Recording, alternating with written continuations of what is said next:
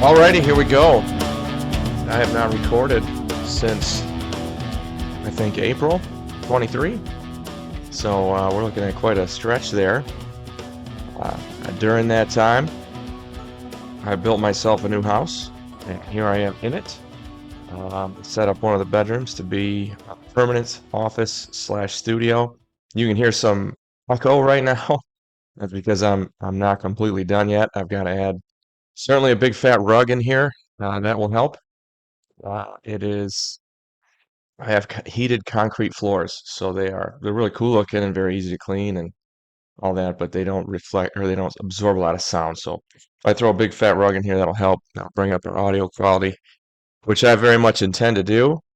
Um, so this is so cool. I haven't been recording in like 6 months. Yeah, I did a lot. I got a lot of stuff done. And but as always, I'm always researching, um, always trying to improve, trying to learn how to be better at this, learning how to be better at the craft, which I'm going to tell you overall, as you've heard me say 1,000 times, is helping men be better at being men. Uh, that's what we're trying to do here. That's the job, and I've learned a lot about that over the last few months. I've also looked into some PhD programs in evolutionary psychology, which I think is exactly what we do here.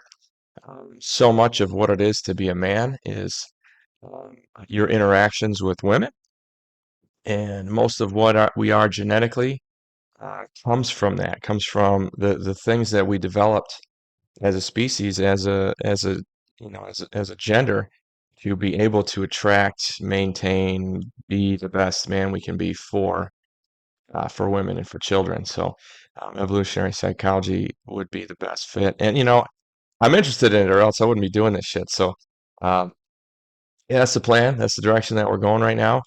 Um, yeah, so more on that later as we go. But I got this cool sign from Nashville Metal Art. Real nice guys over there. They sent this to me after looking at a bunch of my graphics and stuff, and man, it's cool. And you should see it in person. It's first of all, it's gigantic. It's like 3 feet by 3 feet. It's huge, and it's all anodized and all that. I mean, you can see it. It's just super high quality, and it weighs like 30 pounds because it's all metal, which is pretty neat. They don't call them Nashville plastic art, of course. So it's made out of metal, super heavy, which is neat. Um, yeah, so those are some of the kind of the updates here. I'm still rocking the mic, same mic. I've got the same audio setup, which I like. Everything works fine, so we're gonna keep rolling with that. Anyway, yeah, as we finished back in the spring, we were at real high level guests. I mean, at that point we had spoken with Jack Donovan, for shit's sake. I mean, on episode 100, I got to talk to the man himself, the OG of the modern men's movement. I mean, the guy who wrote the book that you can argue is the basis for a lot of the work that I do and a lot of the work that people who do what I do. Uh, if you're not into this field, you might not have heard of him, but man, if you are in this field, you know the weight that that guy carries. So if you haven't read The Way of Men, get out and do that. That'll help you. Uh, I've written a couple books, of course. My latest one is called Reviving Masculinity, and it's available. It's everywhere. I've got a few copies sitting here on my shelf. I've got, it's on Audible. It's on Amazon, of course. You can get it at Walmart. You can get it at Barnes and Noble. You can get it through my publisher, which is Palmetto Publishing, in Charleston, South Carolina. Yeah, so there's that. There's all the plugs. There's all kind of where we left off. Today, I want to talk about, let's get a concept going here. Let's do something that's going to make you better, make you smarter, make you better at navigating the world. It's inner voice. Inner voice. I was talking to my friend Sarah about this at length a few weeks ago, and I'm like, you know what? That's what I'm going to kick off the new season with, is we're going to talk about the inner voice. So what is it? What am I talking about? What's an inner voice? Well, you sure you know this, but you're probably aware of it, but I'm going to kind of dumb it down in case you haven't paid much attention.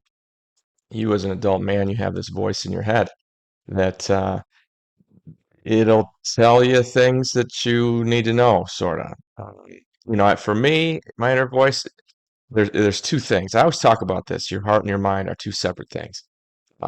Your heart is your inner child. Your heart is your emotions. Your heart is I guess, the fun part of you. And then your mind is, that's the adult that's in you. Okay, that's the thing that you developed from the time you were a kid. And that is your inner voice in general. Mine is a conversation between the two a lot of times. It'll be conscious awareness and recognition of, hey, I have emotions, I have instincts, I have animal desires, I have things that I want, and that's my inner child. And then I have my adult going, okay, can we get this done or can't we? Is this going to be good for us or is it not? Can we, can I, as an adult, this is my adult conscious inner voice, my mind going, all right, I recognize that these are the feelings I have. Where they come from, let's make sense of them. Are we going to be able to deal with them? And then putting a plan in place, right? Okay, if it's like, hey, I've talked about this a lot, but I want to give it a little bit of background so it'll make more sense what I'm talking about here. Um, if it's a thing I want, okay, if it's a thing I'm looking for, like as I was building this house, um, one small example, when I built the kitchen, we were designing cabinets. My buddy Eric's here. He's a tremendous carpenter and a really good guy and a very good friend. And we're talking about how we're going to lay everything out, and he needed to know measurements for my appliances. And man, I just really liked this big ass stove that I saw. It was 36 inches wide. Your typical stove, typical residential stove is 30. This is 36. It's bigger. It looks really cool. It's really a dramatic thing in your kitchen. And I'm thinking, man, you know what? How often do I use my stove? Like I cook everything on the grill usually. I mean, and any range would do what I need to do, and any stove would need to do what I need to do. But and for another $1,500 in addition to what you would normally, what I was going to pay for a stove, is what it would cost me to get this big son of a bitch. But man, everyone who comes into my house, they say the same thing, like, God, that stove is so damn cool. And you don't do it like I didn't do it because I wanted to impress anybody. But I like walking in there and saying, man, I'm so glad I went with that. Because if I would have gone with the 30-inch, probably would have been cool. It would have been nice. Everything would have been fine. But now I can go, I'm so glad I spent the money. You know what I mean? Like it paid dividends. And so there's the emotion going, we want this thing that we don't really need, right? And that's where your adult inner voice comes in and says, well, yeah, we don't need it, but can we afford it? Is it going to be worth it overall? What are the sort of the costs of this, the opportunity costs, right? And so that's how it was. In the end, my inner adult looked at what my inner child wanted and was like, "Yep, I think we can do this. Let's do it. Let's get it done. It'll pay. It'll be great. You're going to host Thanksgiving." I had all these ways to rationalize it, but I got it done and I liked it. So for me, that's my inner voice. It's a conversation between emotional wants, childlike things, which are not to be ignored. And I talk about that all the time. And then the adult kind of making sense of it and saying, all right, can we do this or can't we? And then making a decision and sticking with it and moving forward. So there it is. That's what an inner voice is. I mean, like I said, for me, it's a conversation. For you, it might just be you might operate mostly in that emotional state all the time. And chances are, if you're operating that way, your life might not be going that well.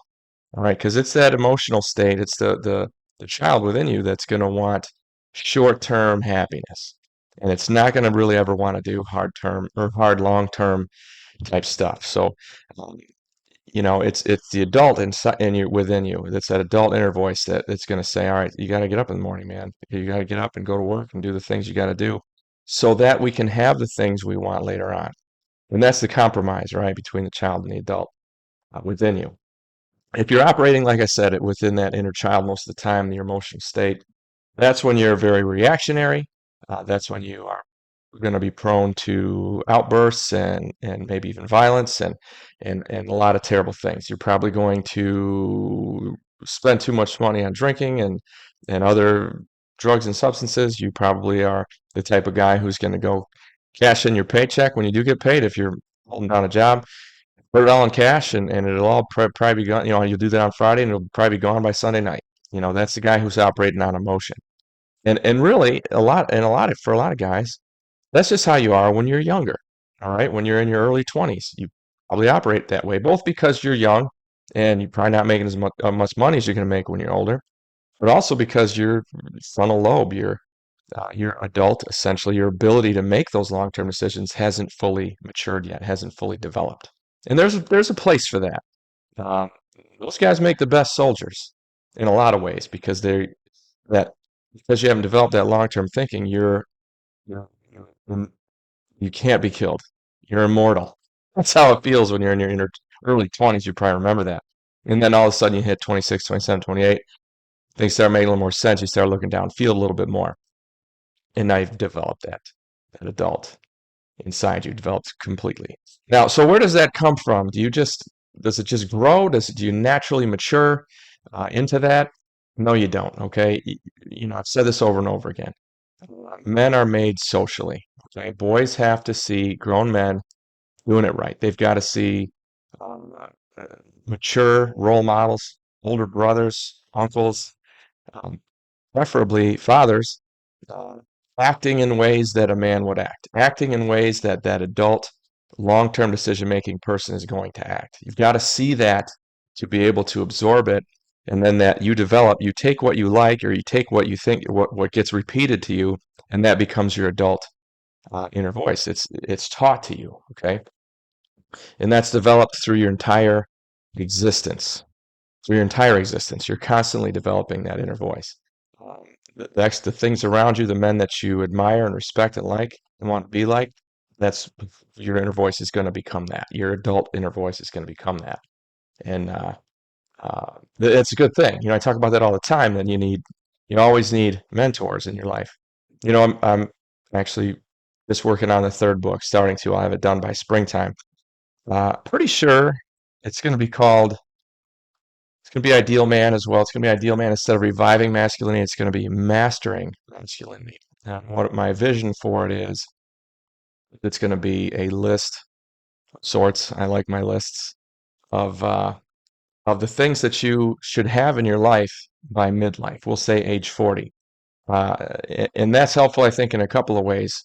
If you're past 40, you can read this and go, all right, yeah, I've got all these things in my life. I think I'm doing it right. Or here's the thing I don't have. I probably should develop this.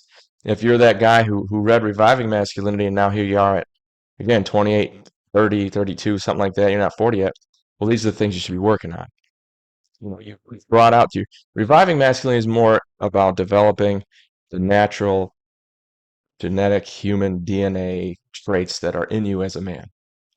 And then Mastering Masculinity is more about the mature version of that, uh, like always having mentors in your life. And at that point in your life, you should always be a mentor to one or several people, whether it's your sons or it's people at work or your big brother or whatever it is. That holds you in check, and I can spend more time talking about that later. But we're trying to talk about inner voice here. Um, anyway, so that's one of my thoughts there is that having that mentor, that's who's going to develop that inner voice. Whether you like it or not, lots of times in your life you'll be in a situation and you won't even really consciously think it, but it will happen. You'll be like, I wonder what my dad would do here. Could I see my dad doing this? And if your dad's a guy you respect and love and admire, you do what you think he would do. You would do what you probably saw him do in whatever that situation may be, right? So that's where that inner voice kind of comes into play. So, uh, let's see here. Okay, you got that. Yeah, so we've talked often about what alcohol does here. Okay. Um, I saw a scene the other day. It was from Leave It to Beaver. And it was Wally talking to the bees. And the bees asking Wally, he's like, how come it's okay for mom and dad to drink or for grown-ups to drink alcohol? And it's not okay for us. And Wally says, well, it helps them have a good time.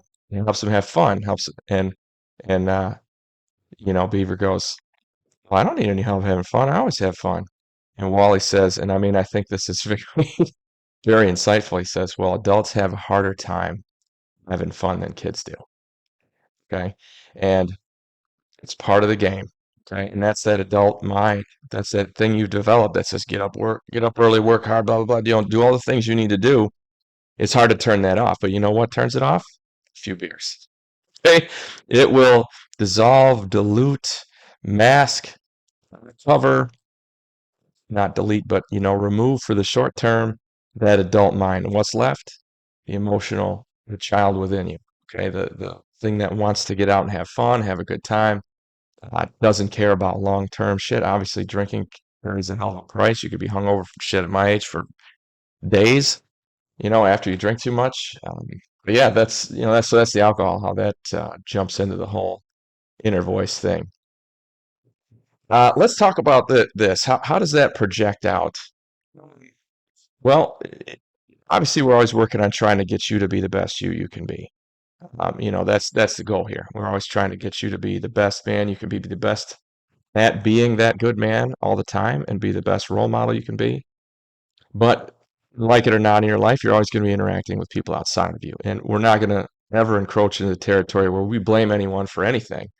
But understanding how people work is going to help you navigate life. It's just that simple. Um, Back to my dad. He said that uh, when people are nasty, I don't know, because he said it 1,000 ways over 1,000 different times as we talked about this thing, but he said that people who are basically assholes to you or act like fuckheads, it's because they believe that about themselves.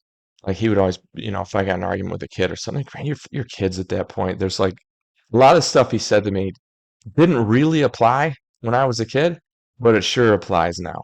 Okay, and I get that. And he was just trying to get me in those habits, which he did. Um, he would always say, "Boy," when somebody would insult me, he'd say, "That person must really not think very highly of themselves." I was always like, what the fuck kind of voodoo bullshit is that? What kind? That's woo woo. What the hell? Like, just he's wrong, Dad, and I'm right. What the fuck? I'm a victim here. Why can't you just have my back? It's always how I felt about it. But um, he was never gonna let me be a victim. And that's good. I'm not a victim. I could be one. But it's true. It's true. And here's how that works. Here's how the inner voice comes into play. So if you are, excuse me, if your inner voice is one that, and again, usually it's a reflection of your parenting, constantly telling you you're not good enough, you're not strong enough, there's something wrong with you. Um, if it's negative, if it's punitive, if that's what it is, well, that's what's going to come out of you in a lot of cases. You think about like a road rage situation. I really am in the habit of thinking the way my dad used to talk about this, but anytime I see a road rage thing happen, and I'm pretty much never involved in the shit. I live in a place now where there's pretty much doesn't exist, but um, when you see two people yelling at each other, cutting each other off, flipping each other off, stuff like that, over something that's happening, and you're just driving, you're both trying to get someplace. Uh, if you're an aggressor in that situation, you find yourself engaging and being an asshole. There's a part of you, like it or not, that is that way to you. That you treat yourself that way. You know, I've heard you've heard this 100 times. You can't love someone else until you love yourself. And I was always like, man, that never made sense to me either. Now I'm starting to get it. Okay, and what that means is this: what is self-love, self-care? Okay, this is a thing that it's all over the fucking social media. And people don't fuck it up, of course, all over the place. But this is what it is. This is what self-love is. Okay, it's grace. This is a word I'm learning late in life. When I make a mistake, okay, I got a couple choices. First of all, let's all agree it's non-negotiable. You are gonna fuck shit up. You are going to make mistakes. And you're gonna be motivated well, and you're gonna be well prepared, and you're gonna have everything in place, and you're still gonna fuck it up. Okay? That's gonna happen. So accept that. All right? There, I think, is the first step. A real, true self-love. Okay? And that's I know I'm going to make mistakes. Accepting that. And if you can do that, then you can handle them better when they happen. Okay, if you know it's coming, you can handle it better. Why is that self-love to accept that? Because think about it again, you go back to that parent-child relationship. What you've developed essentially is a parent in your head, parenting that emotional little kid in you. Okay, and if that parent's a fucking asshole, that little kid, that emotional part of you is not going to be very happy. right? And you are going to be unhappy at that point. But if you can go, you know what? I'm going to make mistakes. Just don't keep doing the same one over and over again. And really mean it, then that inner child in you can go, okay? And you can let yourself off the hook a little bit, okay? Because I'll tell you what doesn't help you is beating yourself up about shit. That has never helped me one fucking time in my life. To have made a mistake and have beaten myself up about it. Let me tell you about something that happened this weekend. I was I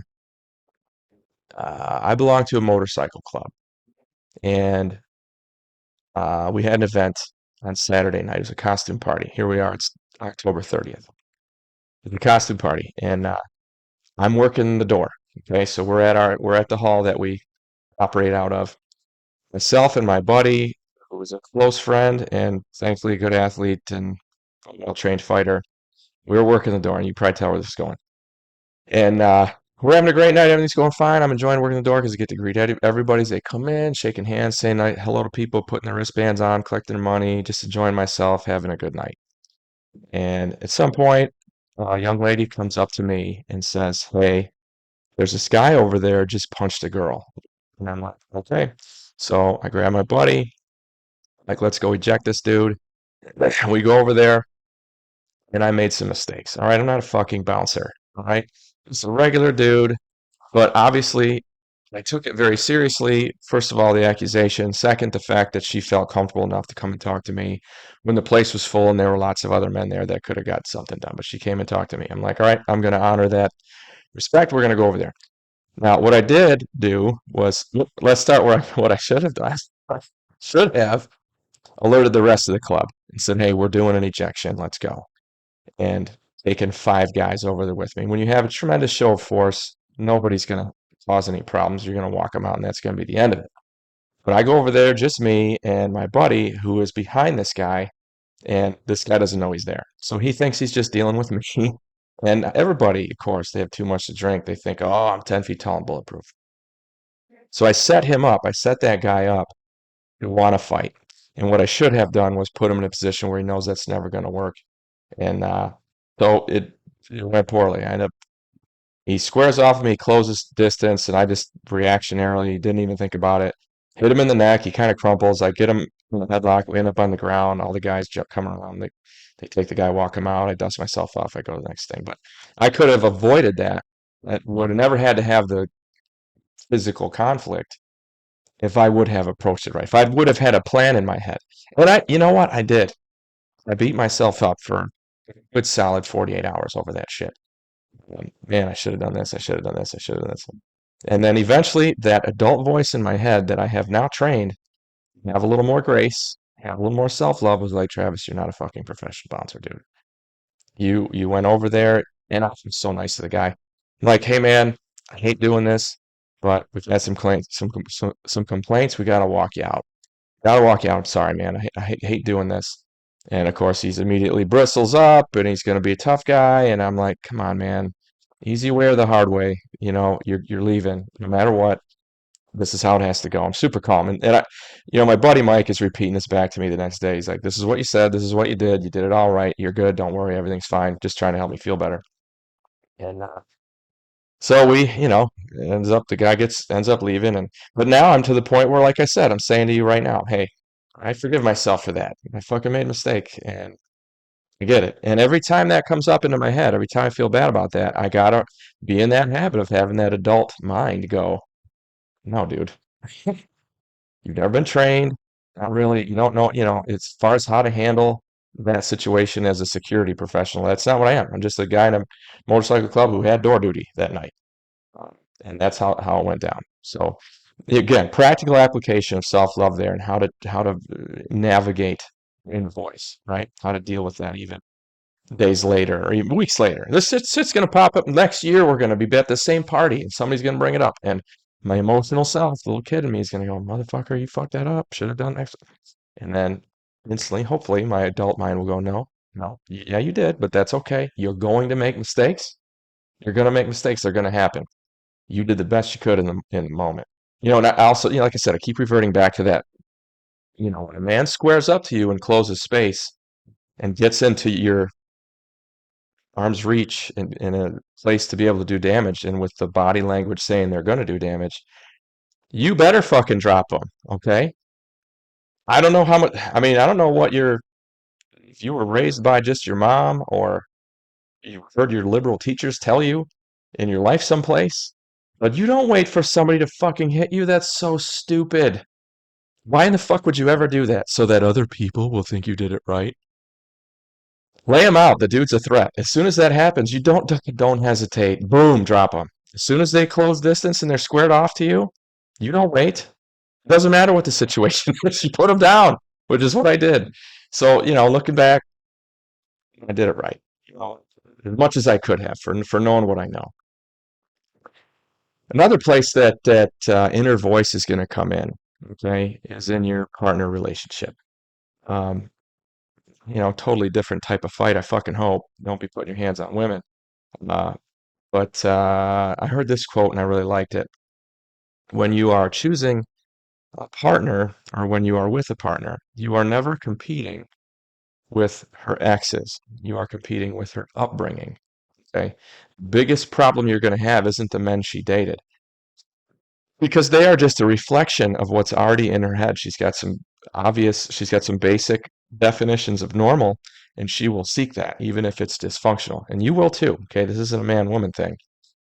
That's what's going to happen. So if you have a dysfunctional relationship, look at your upbringing, get some grasp on hers, and you can probably understand her and the dynamics of what's going on. I dated this girl recently. She was awesome. I've got nothing bad to say about her, but I can tell you that her familial relationship, specifically with her mom, it wasn't good. Okay, it was very nitpicky, very negative, very critical. And when I look at that, what I see is a mother who was very nitpicky and critical to herself. And of course, that's all that came out onto her daughter. And that poor girl had the kindest heart and she was the most beautiful person. That's all that came out of her because that was her normal. That was her inner voice. That's what she had developed in her adult brain as a result of how she was raised. And she just felt so badly for her, because without that, I could see beneath that was just this wonderful human. Would have made a great partner and a great mother. And I saw a lot of that, but man, there was the stuff that was coming from her family just kept coming out and coming out and coming out and coming out. And I was never going to be like that. And I was never going to want to live with somebody like that, because I don't want to constantly have somebody being critical about me and looking for negatives. And fuck, man, that's my ex-wife. You know what I mean? I already know I don't like that. I don't have any tolerance for that shit at all. Um, yeah, if her normal is dysfunctional, you're probably not going to seem normal to her, bro. That's how it's going to go. She's going to act the way she's always has. And, if you don't understand her family, you won't understand her. And she won't feel comfortable and normal unless you act the way that people around her have always acted.